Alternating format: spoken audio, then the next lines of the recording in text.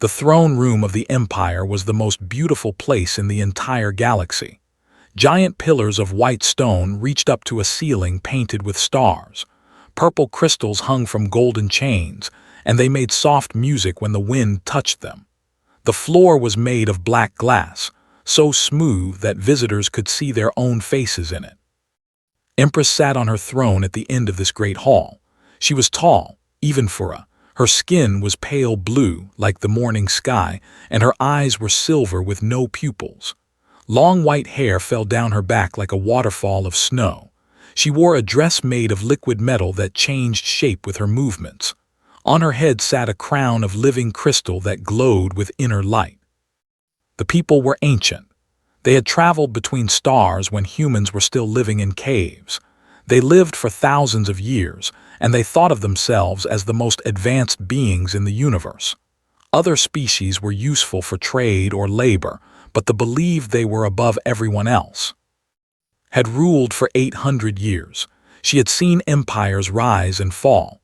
She had watched stars die and new ones be born. Nothing surprised her anymore. Nothing made her feel strong emotions. She had learned to be calm and cold, like the space between worlds. But today, something was about to break that calm. The doors of the throne room opened, and her advisor walked in. His name was, and he was an old with gray-blue skin and tired eyes. He had served the royal family for 600 years. He knew all the secrets of the palace. "Your Majesty," said, bowing low, "I bring news that requires your immediate attention." Looked at him with her silver eyes. "Speak." Hesitated. In all his years of service, he had never hesitated before. This made sit up on her throne. "It concerns Princess Nara," he said. Nara was only daughter. She was young by standards, only 200 years old. She had her mother's silver eyes but her father's darker blue skin. The late emperor had died in a war 50 years ago, and since then, Nara had been the most important person in his life. "What about my daughter?" asked. Took a deep breath. "She has been meeting someone in secret for the past 3 months. Felt a small spark of interest. Young royals often had secret romances. It was almost expected. Who is this person? A noble from another house? A warrior? Tell me their family name and we will discuss proper arrangements."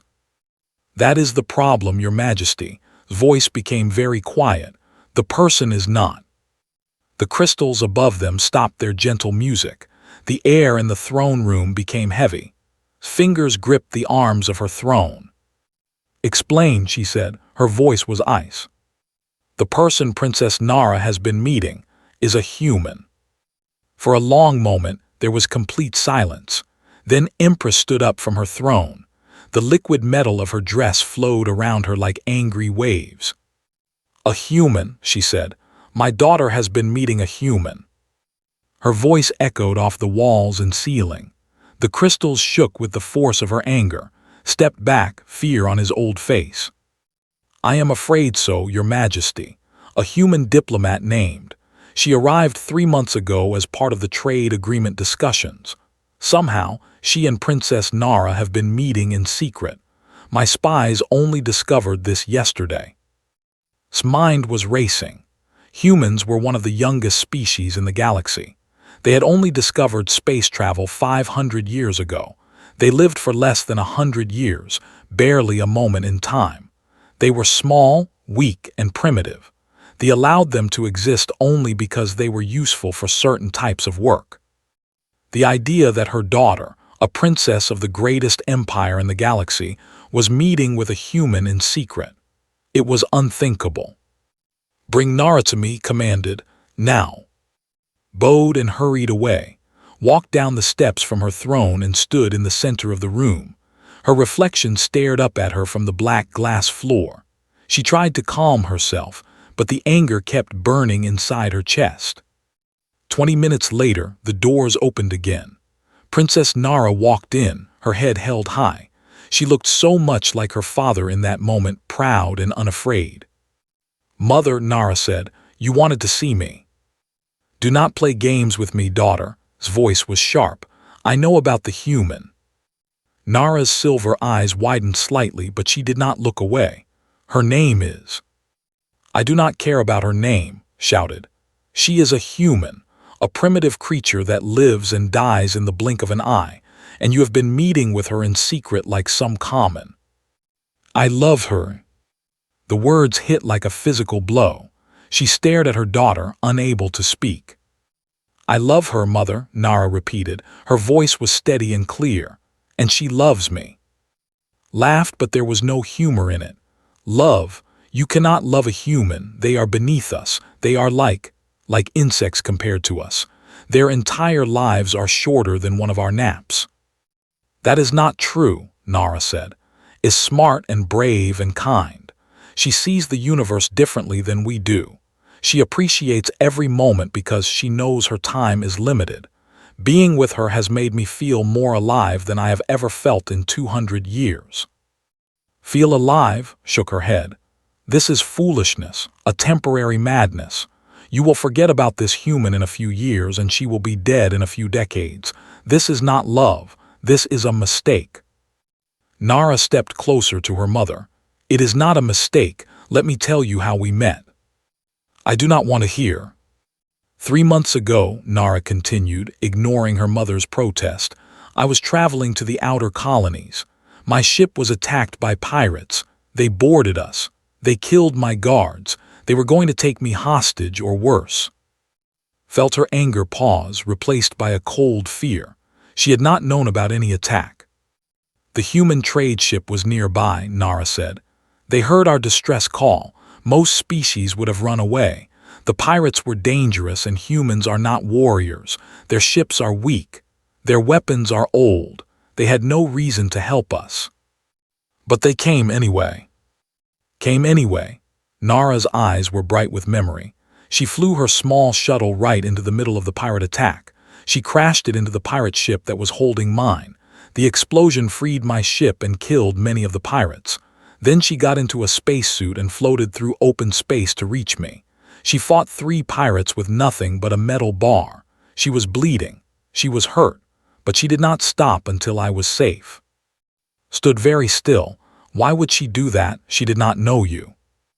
I asked her the same question, Nara said. Do you know what she told me? She said, because you needed help and I could help. That is enough reason. That is foolish, said. She could have died. Yes, but she did not think about that. She only thought about saving someone who needed saving.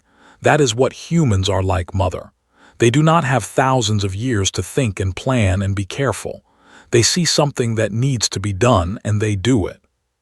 Turned away from her daughter. She walked to one of the tall windows and looked out at the stars. Her mind was full of conflicting thoughts. Even if what you say is true, she said finally, it changes nothing. You are a princess of the empire. You will rule after me. You cannot be with a human. It is impossible. Our people would never accept it. Our people can change. No, spun around to face her daughter. I forbid this relationship. You will not see this human again. I will send her away from our space. You will forget her. Nara's face became hard. I will not. You dare to disobey me. I dare to fight for the person I love. Nara stepped forward until she was face to face with her mother. You cannot control my heart, mother.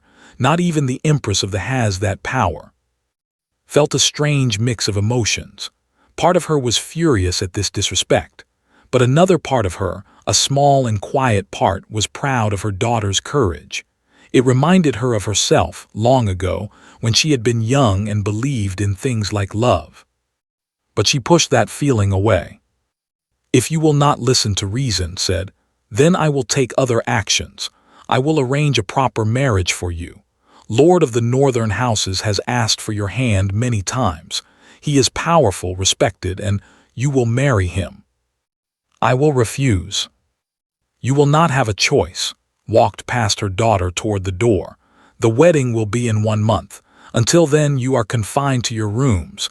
Guards will watch your every move. And the human, she paused at the door. The human will be sent back to her people. If she tries to contact you again, she will be arrested. If she resists, she will be killed. Mother, please. This conversation is over. Open the door. I am doing this for your own good, Nara. One day you will thank me. She walked out and closed the door behind her, leaving her daughter alone in the great throne room. Nara stood there for a long moment, her hands closed into fists. Tears ran down her blue cheeks, but her jaw was set with determination. I will not give up on you, she whispered to the empty room. I will find a way.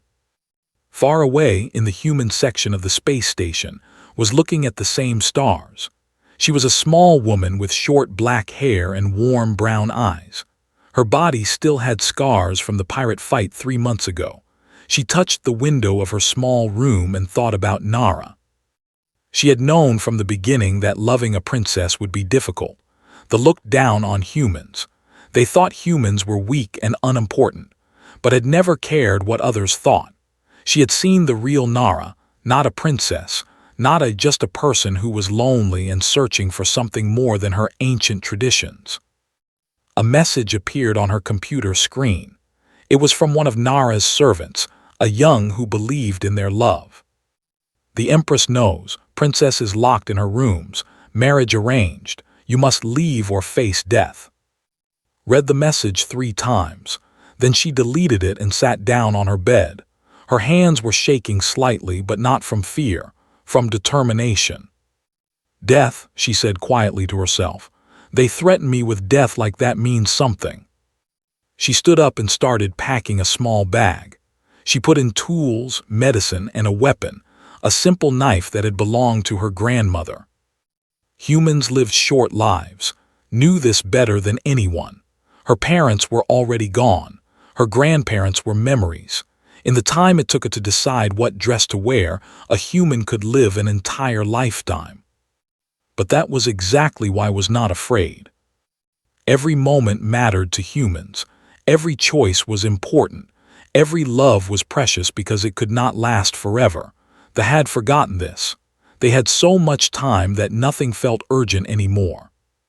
Finished packing and looked out the window one last time. I am coming, Nara, she said.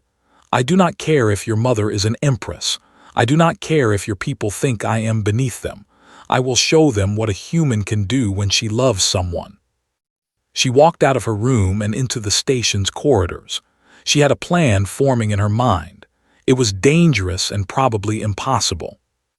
But that had never stopped her before. 3 days passed after the Empress locked Nara in her rooms. The princess spent her time looking out the window at the stars, thinking about. She barely ate.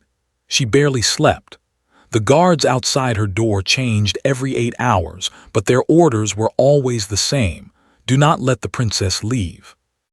Empress visited once each day. She came to talk about the wedding plans, about about the future of the empire. Nara did not respond. She sat in silence while her mother spoke, and when left, Nara returned to the window. On the 4th day, something unexpected happened. A message arrived for the Empress. It was delivered by a trembling messenger who looked like he had run the entire length of the palace. Was in her private study, reviewing reports from the outer colonies, when he burst in. Your Majesty, the messenger gasped. The human diplomat. Stood up slowly. What about her? Has she been sent back to Earth space? No, Your Majesty. The messenger swallowed hard. She has requested a formal audience with you. She invokes the right of speaking. The right of speaking was an ancient tradition. Any being, regardless of species or status, could request to speak directly to the ruler. The ruler was required to listen. It was a law that had existed for 10,000 years, from a time when they believed in fairness and open communication. Had not expected a human to know about this tradition. She invokes the right of speaking. How does she even know about that? I do not know, Your Majesty, but she has followed all the proper forms. She has submitted the correct documents. By our own laws, you must hear her. Felt a mix of anger and curiosity. This human was more clever than she had expected. Refusing to hear her would make look weak, like she was afraid of what a simple human might say. Very well, said. Bring her to the throne room in 1 hour. Let us see what this human has to say." The messenger bowed and ran out, called for her attendants to dress her in her most impressive clothes. If this human wanted an audience with the Empress, she would get one, and she would see exactly how powerful and untouchable the truly were. 1 hour later, sat on her throne in full royal dress. Her gown was made of woven starlight, a material that only the royal family could wear. Her crown blazed with inner fire. Behind her stood 20 of her best guards, each one a warrior who had fought in 100 battles. The doors of the throne room opened. Walked in alone. She wore simple clothes, a dark jacket and pants that humans used for practical work. Her short black hair was messy, and there were dark circles under her eyes. She looked small and ordinary compared to the tall, beautiful who surrounded her. But she walked with her head high and her shoulders straight. Her eyes were fixed on the Empress with no fear in them. Watched the human approach. There was something strange about her confidence. Most beings who entered this room were overwhelmed by its beauty and power. They trembled. They bowed. They could not meet the Empress's silver eyes. This human did none of those things. Stopped at the proper distance from the throne and gave a short bow. It was respectful, but not fearful. "Empress," said, her voice was clear and steady, "thank you for seeing me."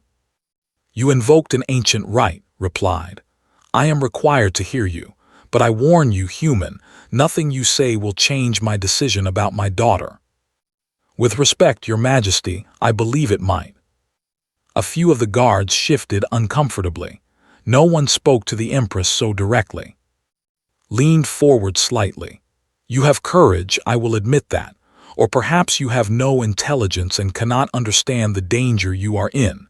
Tell me, human, why should I not have you killed right now?" "Because you are curious," said simply. "You want to know why your daughter loves me. You want to understand what a human could possibly offer that it cannot. And if you kill me, you will never know." Silver eyes narrowed. The human was right and they both knew it. "Speak then," said. "Tell me why you think you deserve my daughter." "I do not think I deserve her." His answer surprised everyone in the room. No one deserves to be loved. Love is not a prize that we earn. It is a gift that we give to each other. "Pretty words," said, "but words do not change facts. You will be dead in 50 years, 60 if you are lucky. My daughter will live for thousands more. What kind of love can you offer her? A moment, a flash of light before eternal darkness." "Yes," said, "and that moment will mean more than 10,000 years of emptiness." Stood up from her throne. The guards tensed, ready to move if she ordered them to. "You dare to suggest that my daughter's life is empty?" The Empress's voice was cold with anger. "I dare to tell you the truth," replied. She did not step back or show fear. "I have spent 3 months getting to know Nara. I have seen her joy and her sadness. I have heard her dreams and her fears. And do you know what I have learned?" "Enlighten me." "She is lonely." His voice became soft. "She has lived for 200 years, surrounded by people who bow to her and call her princess. But no one really sees her. No one asks her what she wants. No one holds her when she cries. She has everything that power can give and nothing that matters." His hands closed into fists. "You know nothing about my daughter. I know that she dreams about flying among the stars, free from rules and expectations. I know that she loves to draw pictures of creatures she imagines. I know that she hates the taste of formal banquet food but loves simple bread with honey. I know that when she is scared, she hums an old song that her father used to sing to her." The Empress stood frozen. These were things she did not know about her own daughter, things she had never asked about. "I know these things," continued, "because I asked, because I listened, because I cared about her as a person, not as a princess or a political tool." "Enough," his voice was rough. "This proves nothing. You have spent time with her, yes, but time is exactly what you do not have. When you die, she will be alone again, and the pain of losing you will stay with her for thousands of years." Perhaps, said, but at least she will have known real love. At least she will have memories of happiness. Is it not better to have loved and lost than to never have loved at all? Laughed bitterly. Human philosophy. I have heard it before. It is the excuse your species uses because you have no choice. You die so quickly that you must convince yourselves that your short lives have meaning. And what meaning do your long lives have? Asked. The question was quiet, but it hit hard. Did not answer immediately. She thought about the past 800 years. The meetings, the decisions, the wars, the treaties. The endless days that blurred together until she could not tell one century from another. The slow cooling of her heart as everyone she knew either died or became as cold as she was. I have ruled an empire, she finally said.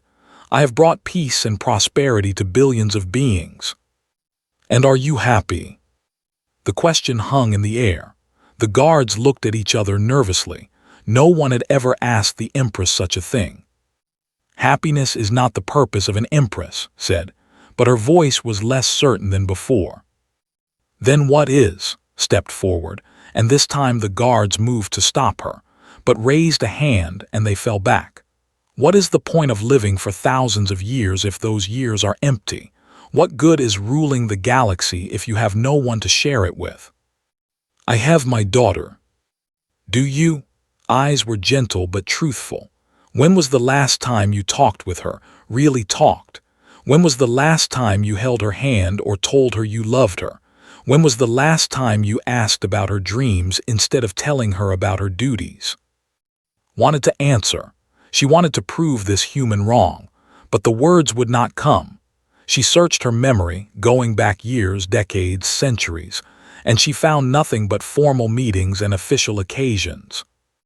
My relationship with my daughter is not your concern, said, but her voice had lost its sharp edge. It is my concern, said, because I love her, and because I have seen what your distance has done to her. She is brilliant and kind and wonderful, but she does not believe it because no one has ever told her. She thinks she is only valuable as a princess, as an heir. She does not know that she is valuable simply for being herself. Sat back down on her throne, she suddenly felt very tired. You speak boldly, human, but boldness does not solve the basic problem. Even if what you say is true, even if my daughter does love you, it is still impossible. Our people would never accept a human as part of the royal family. There would be protests. There might even be war.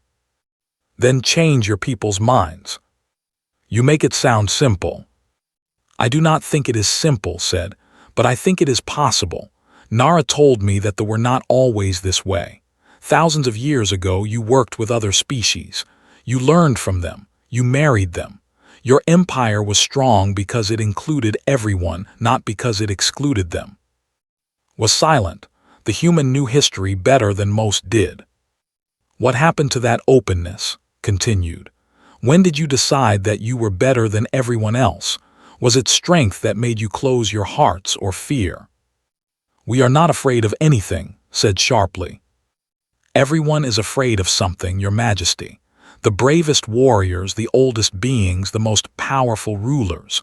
We are all afraid. The difference is what we do with that fear. Looked at this small human standing before her. She thought about the story Nara had told, how had crashed her shuttle into a pirate ship, how she had floated through space to save a stranger. That was not the action of a primitive creature. That was something else entirely. The guards tell me you have been planning something, said. You did not come here just to talk. What do you really want? Took a deep breath. I want to prove myself to you, to your people. I know that they have an ancient tradition, the 3 trials of worth.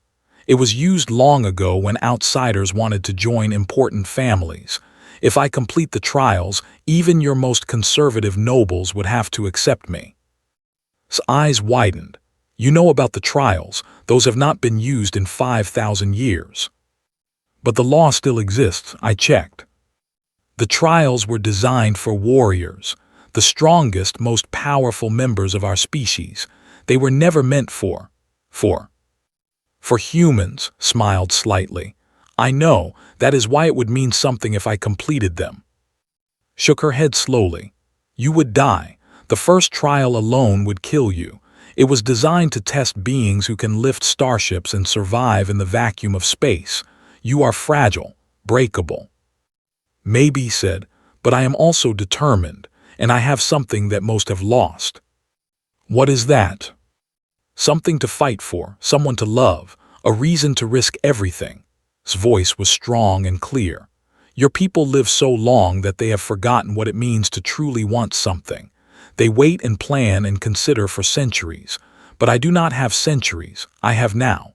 And right now I am willing to die for the chance to be with the woman I love. Stared at the human for a long moment. She saw something in those brown eyes, a fire that they had lost long ago.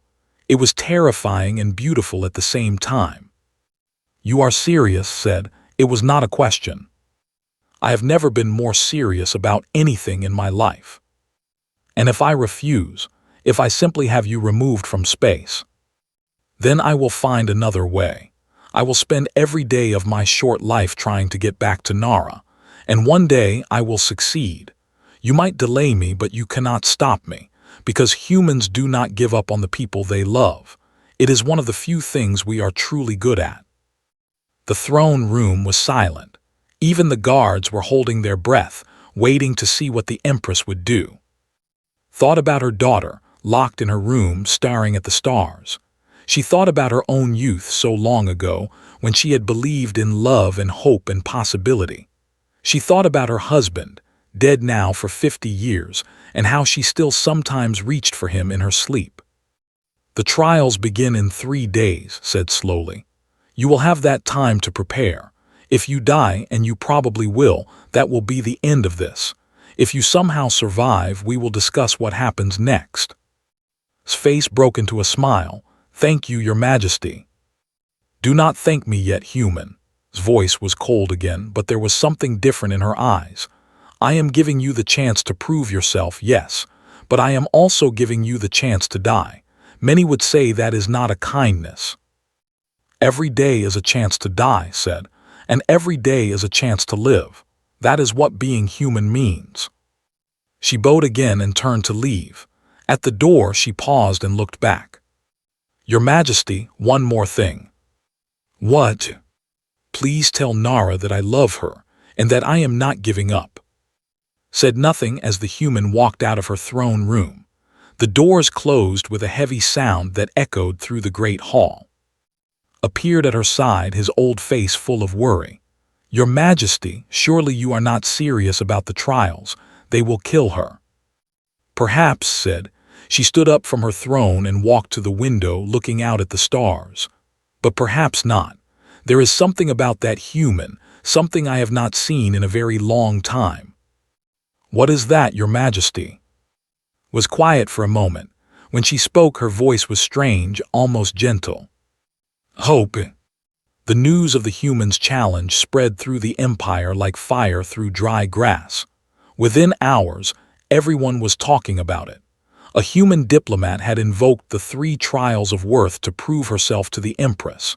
It was the most exciting thing that had happened in centuries. Most laughed at the idea. The trials were legendary, ancient tests that had broken even the strongest warriors. The thought of a tiny, weak human attempting them was ridiculous. Some nobles made bets on how quickly she would die. The most generous gave her 5 minutes in the first trial. But not everyone laughed. Princess Nara stood at her window, tears streaming down her blue cheeks.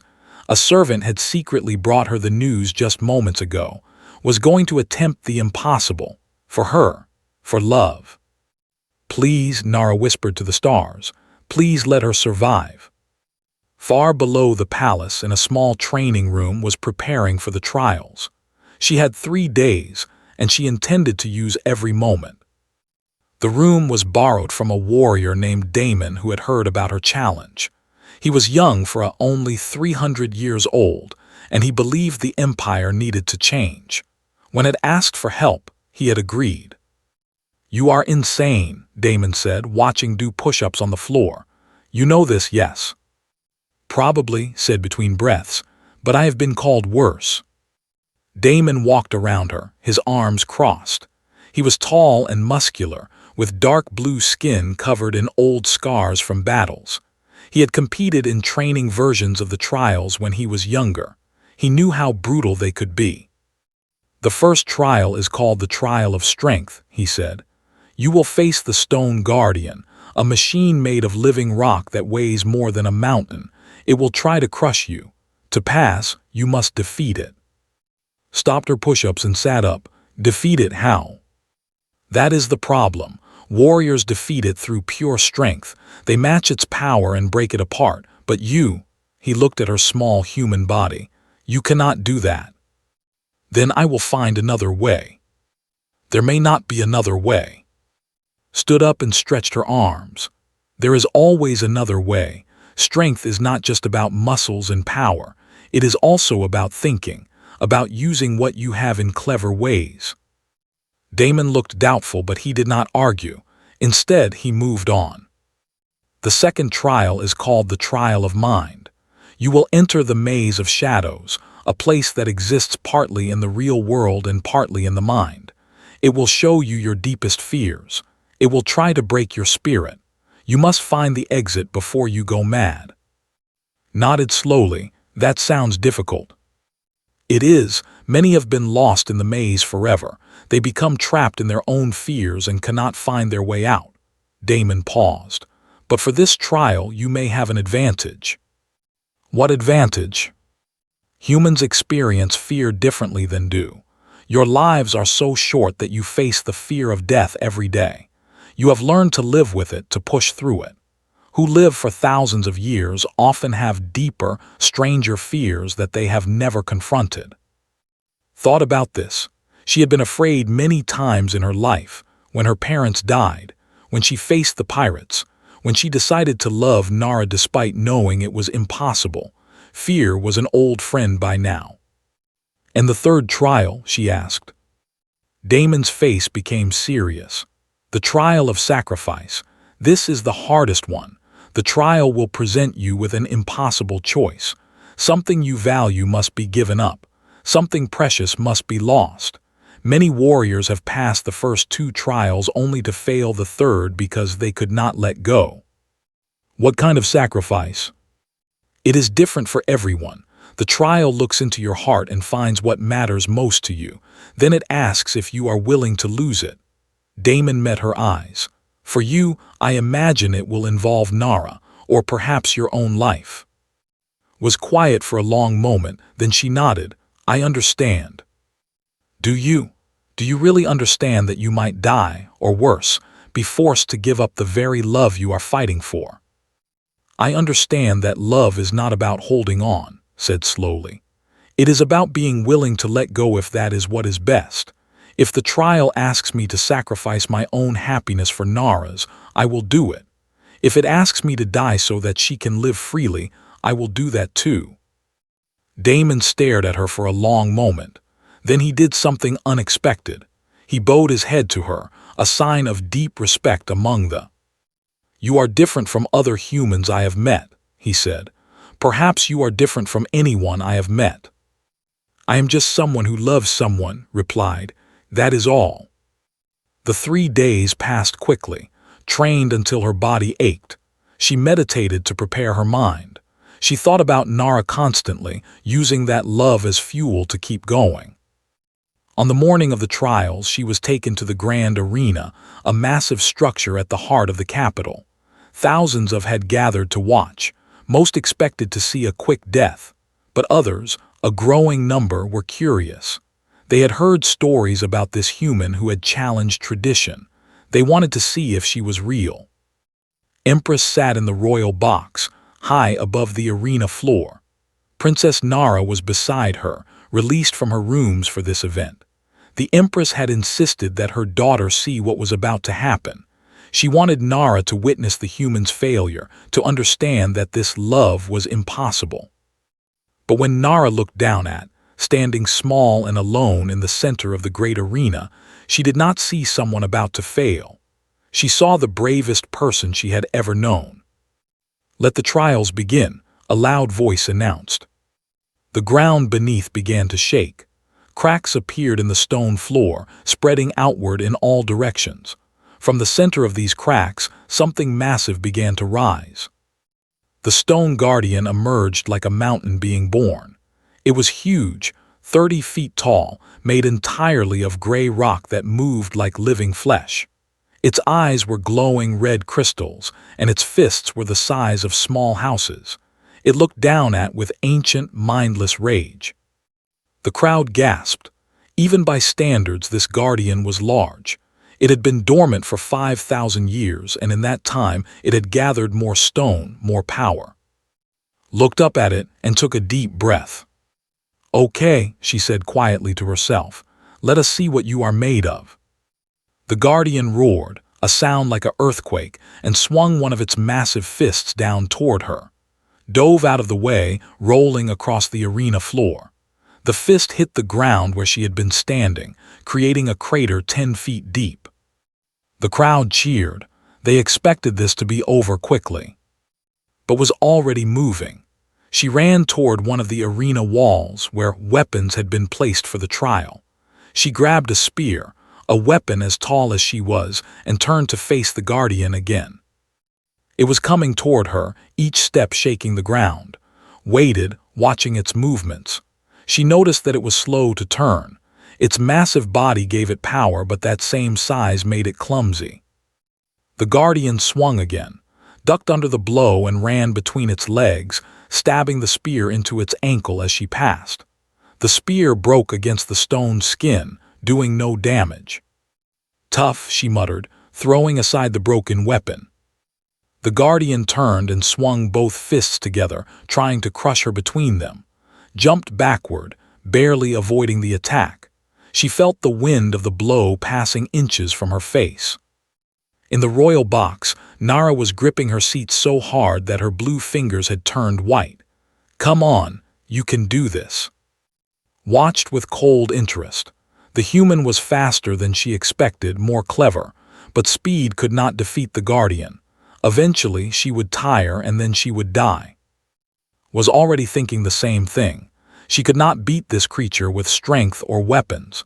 She needed another approach. She looked around the arena, searching for anything that could help. Her eyes found the cracks in the floor, the ones the guardian had made when it emerged. They spread across the arena like a spider web. The ground was damaged, unstable. An idea formed in her mind. It was crazy. It might not work, but it was the only chance she had. Started running, not away from the guardian, but around it in circles. The massive creature tried to follow her, spinning its heavy body to track her movement. Each time it turned, its giant feet slammed into the ground, making the cracks wider. "What is she doing?" a noble in the crowd asked. "She is running," another replied. "She knows she cannot win, so she is trying to survive as long as possible." But noticed something. Her silver eyes narrowed as she watched the pattern of movement. She saw the cracks spreading, saw the ground becoming less stable. She understood. "Clever," the Empress murmured, "very clever." Kept running, her lungs burning, her legs screaming for rest. The guardian was becoming frustrated, its movements more wild and powerful. Each step it took now created deeper cracks, bigger holes. Finally, saw what she was waiting for, a section of floor that was barely holding together, right in the center of the arena. She ran toward it and stopped, standing perfectly still. She was breathing hard, sweat dripping down her face. The guardian saw her stop and roared with triumph. It raised both fists above its head, preparing to deliver a final, crushing blow. "Come on," whispered, "come and get me." The guardian brought its fists down with all its enormous strength and jumped aside at the last possible moment. The blow hit the weakened floor with the force of a bomb. The cracks exploded outward, and the entire section of the arena collapsed. The guardian, its heavy body unable to stop, fell forward into the hole it had created. Its massive form crashed through layers of stone, falling deeper and deeper into the ground. For a long moment, there was only the sound of falling rock and settling dust, then silence. stood at the edge of the pit looking down. The guardian was buried under tons of stone, its glowing eyes visible far below, but its body was trapped. It could not move, could not climb out. The crowd was completely silent. No one could believe what they had just seen. Then slowly, the silence broke into whispers. The whispers became murmurs. The murmurs became a low roar of amazement. A human had passed the first trial. In the royal box, Nara was crying with joy. Sat very still, her face unreadable. But deep inside she felt something she had not felt in centuries, surprise. The first trial is complete, the announcer's voice echoed through the arena. The challenger has passed. She will now enter the maze of shadows. Looked up at the royal box. She could not see Nara's face from this distance, but she raised her hand in a small wave, a promise that she would keep going. A door opened in the arena wall, leading into darkness. Walked toward it, her legs still shaking from the fight. She did not know what waited for her in the maze of shadows, but she knew that she could not stop now. Behind her, the crowd was still buzzing with shock and excitement. The impossible had happened once. Could it happen again? Stepped into the darkness, and the door closed behind her. The darkness inside the maze of shadows was absolute. Could not see her own hand in front of her face. She could not hear anything except her own breathing and the beating of her heart. Then the darkness changed. She found herself standing in a small room. The walls were gray and familiar. A bed, a desk, a window looking out at a busy street. She recognized this place immediately. It was her childhood home on Earth. No, she whispered. She knew what this meant. A door opened and a woman walked in. She had the same short black hair as the same warm brown eyes. She was wearing a hospital gown and her face was pale and thin. "Mom," said her voice breaking. Her mother smiled at her. "Hello, little star, I have missed you." Felt tears running down her face. Her mother had died when was 16. A sickness that the doctors could not cure. Had held her hand as she passed, watching the light leave her eyes. "You are not real," said. "You are a trick of the maze." "Does it matter?" Her mother sat on the bed and looked at her with gentle eyes. "I am here now. We can talk. We can be together. Is that not what you always wanted?" Took a step back. "The maze is trying to trap me. It shows me what I want, so I will stay here forever." "Would that be so bad?" Her mother's voice was sweet and kind. "You work so hard, little star. You fight so much. Would it not be nice to rest, to stay here with me and never face pain again?" The room felt warm and safe. Could smell her mother's perfume, could hear the sounds of the city outside the window. Part of her, a large part, wanted nothing more than to sit down next to her mother and never leave. But she closed her eyes and remembered why she was here. "I love you, Mom," she said. "I will always love you, but you are gone and I have to keep living. There is someone waiting for me." Her mother's face changed. The warmth drained away, replaced by something cold and hollow. "You would leave me again. You would choose her over me." "I am not leaving you," said, her voice steady. "You are already gone. What I am doing is choosing to live, to love, to move forward. That is what you would have wanted for me." The room began to shake. The walls cracked. Her mother's image screamed, but the sound was strange and wrong, not human at all. Then everything shattered like glass and fell into darkness again.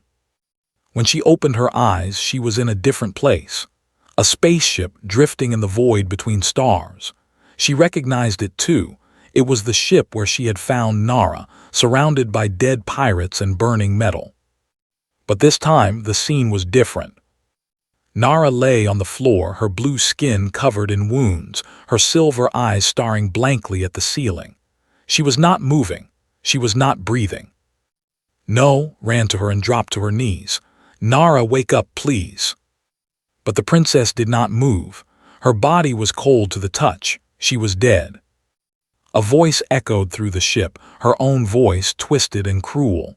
"You were too late. You could not save her, just like you could not save your mother. just like you cannot save anyone. Pressed her hands against Nara's chest, trying desperately to feel a heartbeat.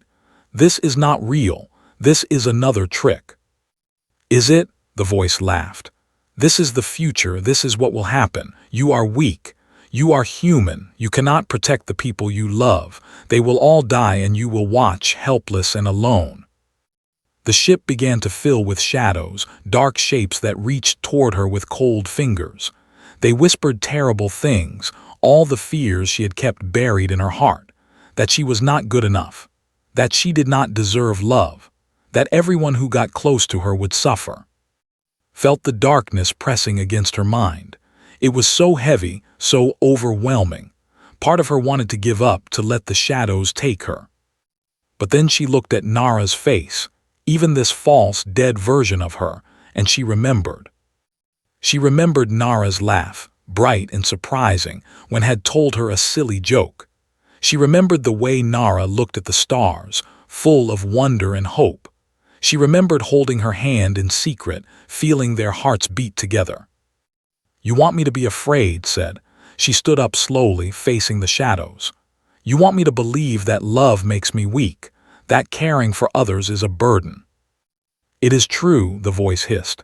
"Love is pain, loss is certain. Why fight for something you cannot keep?" "Because the fighting is the point." His voice grew stronger. "Because every moment of love is worth a lifetime of pain. Because being human means we feel everything, the joy and the sorrow, the hope and the fear, and we keep going anyway." She thought of all the humans who had ever lived and died. Billions of brief lives, each one full of love and loss.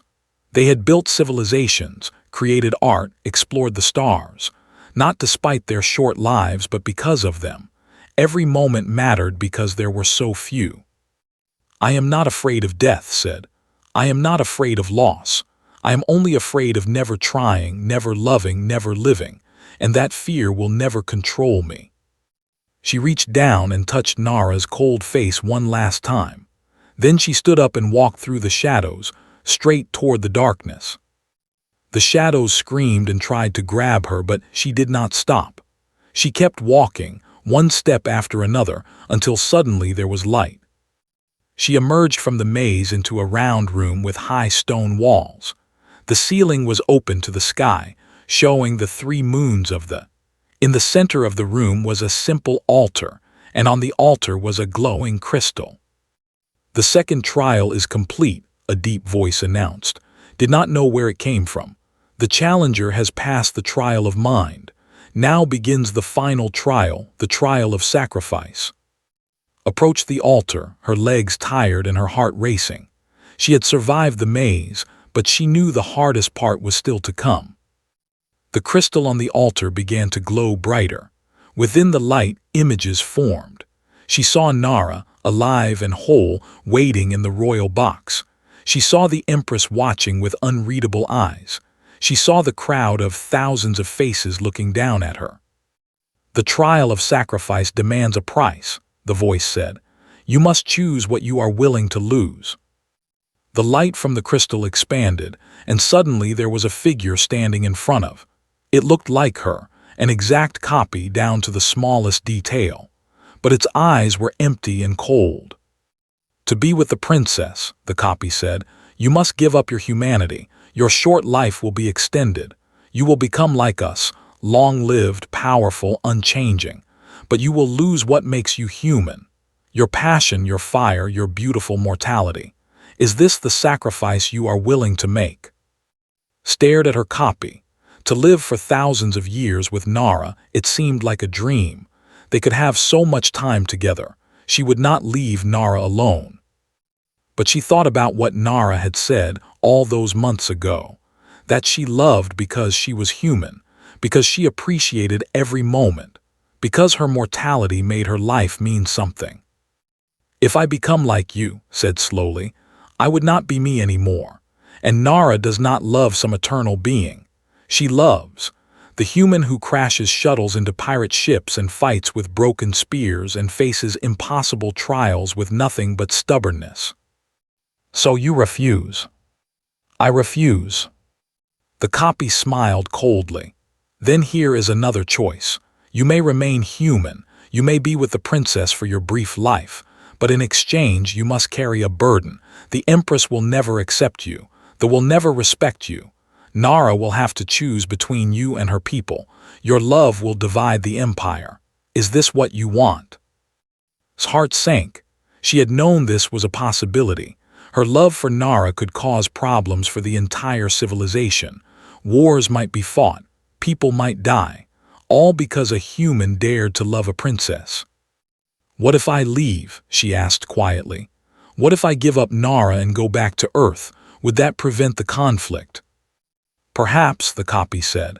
If you disappear, the Empress will find another way. The princess will grieve, but in time she will heal. The empire will remain stable. Peace will be preserved. It was the sensible choice, the logical choice. Thought about all the lives that might be saved if she simply walked away. But then she thought about Nara, lonely Nara, who had never been truly seen until looked at her. Nara, who dreamed of flying free among the stars. Nara, whose heart was too big for the cold traditions of her people. If I leave, said, will Nara be happy? The copy was silent for a moment. Then it spoke again, and for the first time there was something like honesty in its voice. No, she will survive. She will fulfill her duties. She will live for thousands of years as a proper princess. But she will never be happy. That light you saw in her eyes will fade and never return. Nodded slowly. That was all she needed to know. Then I will not leave. You would risk war for love. You would let empires fall, let thousands suffer for the happiness of one person. I would risk everything for the chance of happiness, said, but I do not think it will come to that. The Empress is watching me. She has seen what I am willing to do. She is not as cold as she pretends to be. I believe she can change. I believe that can change. The copy stared at her. You have more faith than sense. Probably, but that is how humans survive. We believe in impossible things. We hope when there is no reason to hope. Sometimes we are wrong, but sometimes we change the world. The room began to shake. The crystal on the altar glowed so bright that had to close her eyes. She felt something pass through her, a warmth, a recognition, an ancient power deciding her fate. Then the light faded, and the voice spoke again. The third trial is complete. The challenger has passed. She has shown strength without cruelty, wisdom without coldness, and sacrifice without surrender. The 3 trials of worth are fulfilled. Opened her eyes. She was still standing in the round room, but the altar was gone. A door had appeared in the wall, opening to the arena outside. She could hear the crowd, no longer laughing but shouting with amazement. She walked through the door and into the light. The arena exploded with noise. Of all ages were on their feet, shouting and pointing. Some were angry that a human had succeeded, but many more were amazed, impressed, even inspired. Looked up at the royal box. Nara was crying openly, her beautiful face glowing with joy. And beside her, Empress stood slowly, her silver eyes fixed on the small human in the center of the arena.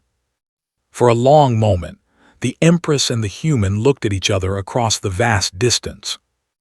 Then did something that shocked everyone in the arena. She placed her hand over her heart, the gesture of respect. It was a sign that said, I see you, I acknowledge you, you have proven yourself. Returned the gesture, her own hand pressed against her chest. The crowd fell silent, watching this moment that would be remembered for centuries. The Empress of the had shown respect to a human. Nothing would ever be the same. The celebrations after the trials lasted for 3 days. From across the empire came to the capital to see the human who had done the impossible. Became famous overnight, a symbol of everything the thought humans could never be. But despite the celebrations, there was still one conversation that needed to happen. On the 4th day, Empress summoned to her private garden. It was a beautiful place, hidden deep within the palace. Strange flowers bloomed in colors that had no names in human languages. A small stream flowed through the garden, its water so clear that you could see fish swimming at the bottom. Was sitting on a stone bench when arrived. She was not wearing her crown or her royal dress. Instead, she wore simple clothes, a plain blue robe that made her look almost ordinary. Almost. "Thank you for coming," said. Her voice was different than before, softer, less cold. "I did not think I had a choice," replied, but she smiled as she said it. Actually laughed, a small sound but genuine. "No, I suppose you did not. Please sit with me." Sat on the bench, leaving a respectful distance between them. For a long moment, neither of them spoke. They just watched the water flow and the fish swim.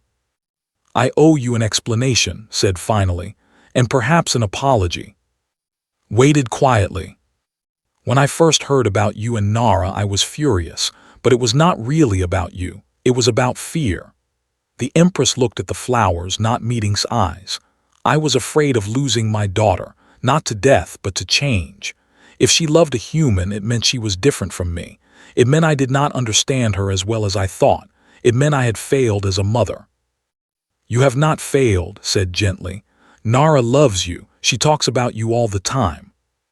"Does she?" His voice was strange, hopeful and sad at the same time. "She does. She told me about how you used to read her stories when she was young, about how you taught her the names of all the stars, about how you held her hand when her father died." Paused.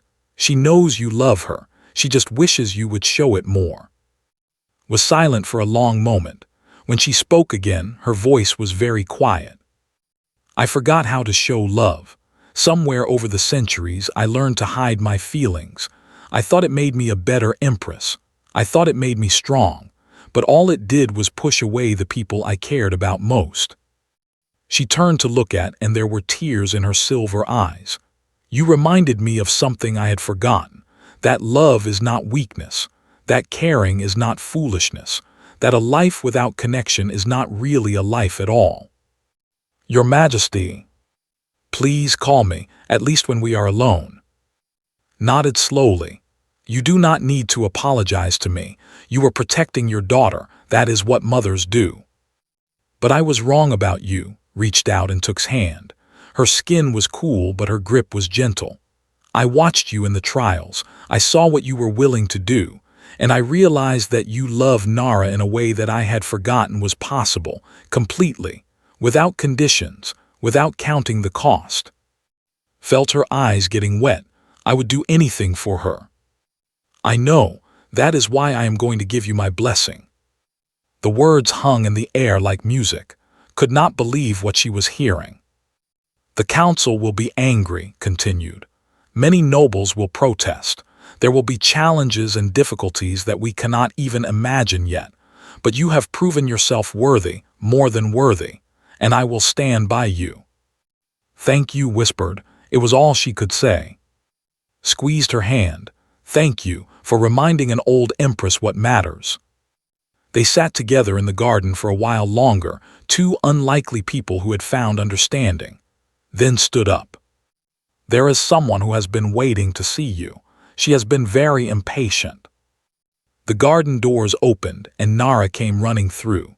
She was wearing a simple dress, and her white hair was loose around her shoulders. When she saw, her face lit up with the smile. Stood just in time to catch her as she threw herself into her arms. They held each other tightly, both of them crying and laughing at the same time. "You did it," Nara whispered. "You actually did it. I told you I would not give up." Nara pulled back to look at her face, touching her cheeks, her hair, making sure she was real. "I was so scared. When you fell into the pit with the Guardian, I thought I had lost you." "You will never lose me," said. "Not as long as I have breath in my body." Watched them from a distance, and something softened in her old heart. She saw the way they looked at each other, the way they fit together, and she understood at last what her daughter had been trying to tell her. This was real love, not the careful, measured connections that they made after centuries of consideration. This was the burning, desperate, beautiful love that came from knowing your time was limited. It was terrifying and wonderful and absolutely worth every risk. Mother, Nara looked at her, uncertainty in her silver eyes. Walked over to them and placed a hand on each of their shoulders. I have given my blessing. You have my permission to be together. Nara burst into fresh tears and threw her arms around her mother. Thank you so much. Held her daughter close, and for the first time in centuries she let herself feel the full force of her love. It hurt. It was terrifying, but it was also wonderful. There will be challenges ahead, said when Nara finally let go. Many of our people will not accept this. Change comes slowly to the... Then we will change them slowly, said, one heart at a time. Looked at her with new respect. You truly believe that? I have to believe it. Humans live by belief. We believe in futures we may never see. We plant trees we will never sit under. We fight for things that will not benefit us, only those who come after. Took Nara's hand. I believe that one day and humans will see each other as equals. I may not live to see that day, but Nara will, and our love will be part of what makes it possible. The words settled over them like a promise. In the weeks that followed, everything changed. Was given the title of Royal Partner, a new position created specifically for her. She was not quite a princess, but she was officially part of the royal family. The announcement caused controversy throughout the empire, but the story of her trials had spread far and wide. Many, especially the young ones, were inspired by her courage. Began to spend more time with both and Nara. They would have dinner together in the private garden, talking about everything: politics, art, philosophy, the meaning of life. The Empress found herself laughing more often, asking questions she had never thought to ask. Nara bloomed like a flower finally given sunlight. She started working on new policies to improve relations between and humans. She traveled to human worlds, meeting their leaders and learning about their cultures. Everywhere she went was by her side. They were married exactly 1 year after the trials, in a ceremony that was broadcast across the galaxy. Millions of beings watched, humans and dozens of other species. It was the largest wedding in galactic history. Performed the ceremony herself. As she joined their hands together, she spoke words that would be remembered for generations. Today we do not just witness a marriage. We witness the beginning of a new age. An age where love is more powerful than tradition, where courage is more important than species, where we finally understand that what makes us different is not as important as what makes us the same. She looked at her daughter and the small human woman who had captured her heart. Nara, my daughter, I give you my blessing. May your love last longer than the stars. And my new daughter, I give you my thanks for showing an old Empress that she still had a heart. The crowd cheered, Nara and kissed, and the universe shifted on its axis. Years passed. Her hair grew gray, and her face gained lines that told stories of a life well lived. She never became immortal, never extended her life beyond its natural limits. She remained human until the end. But what a life it was! She and Nara had 2 children, adopted from an orphanage. They raised them to be bridges between 2 worlds, teaching them both human passion and wisdom. The children grew up speaking both languages, understanding both cultures, belonging to both peoples. Against all tradition, retired from the throne when she was 900 years old. She spent her remaining centuries as simply a grandmother, playing with her, tending her garden, and writing a book about the human who had changed everything. When finally passed away at the age of 87, the entire empire mourned. Herself gave the memorial speech, speaking of love, courage, and the brief, brilliant light of a human life. She lived for only 8 decades, said, her voice carrying across the galaxy. Less than a heartbeat in time, and yet she changed more in those few years than most of us change in, because she did not wait.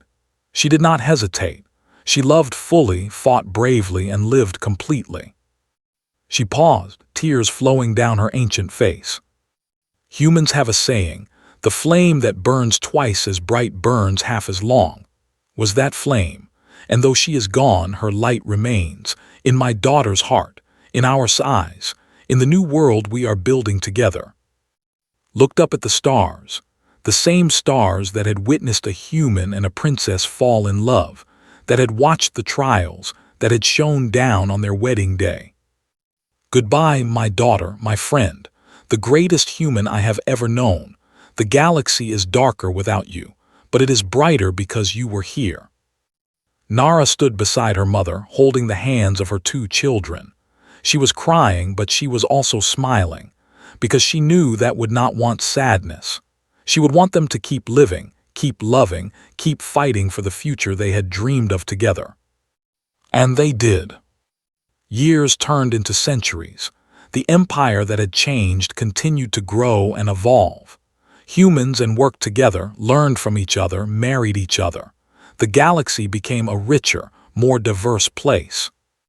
And everywhere, the story was told of the human who had loved a princess, who had challenged an empress, who had proven that the smallest beings could have the biggest hearts, who had shown the galaxy that love, not power, was the greatest force in the universe.